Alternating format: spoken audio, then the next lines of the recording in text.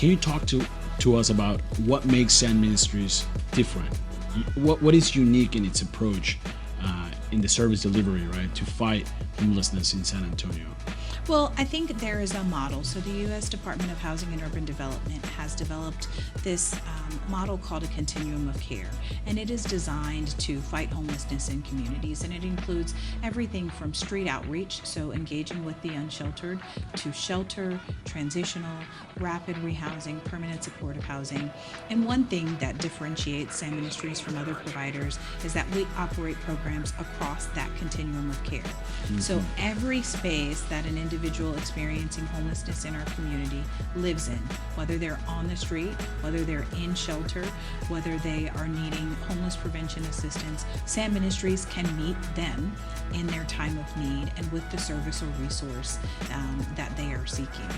Another thing to differentiate Sand Ministries is a focus on housing first and trauma-informed care, which are evidence-based practices Absolutely. that are designed to overcome homelessness. And so we are unique in recognizing and acknowledging that everyone has negative experiences that can create trauma for them, and using that to help them build resilience and coping mechanisms so that when they are faced with similar traumas in the future, that they're able to adapt and overcome.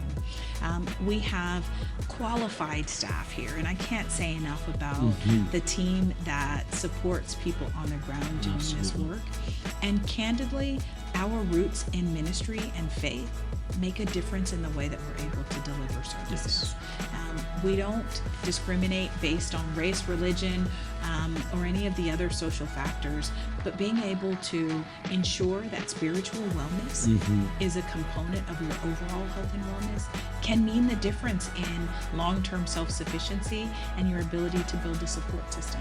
And that's unique in offering these services. While HUD has moved away from funding transitional housing, Sand Ministries continues to operate our Transitional Living and Learning Center because it is an ideal model for families, particularly families who are fleeing domestic violence, in helping to reestablish themselves. But what we have found in community is that there is a significant number of individuals who have a long history of homelessness, and either as a cause or result of their homelessness, also experience mental health, behavioral health, substance abuse.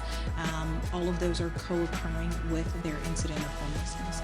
And the only way to be effective in treating that population is to provide long-term housing support and wraparound supportive services.